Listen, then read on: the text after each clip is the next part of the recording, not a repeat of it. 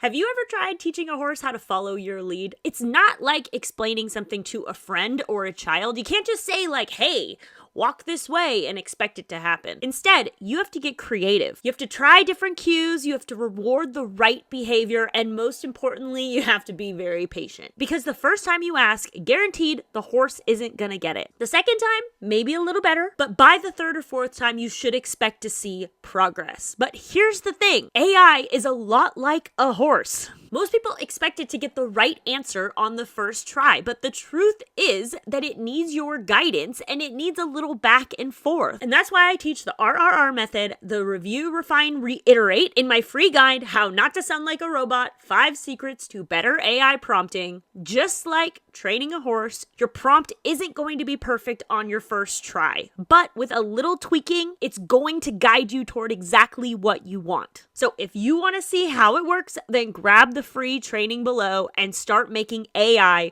walk with you.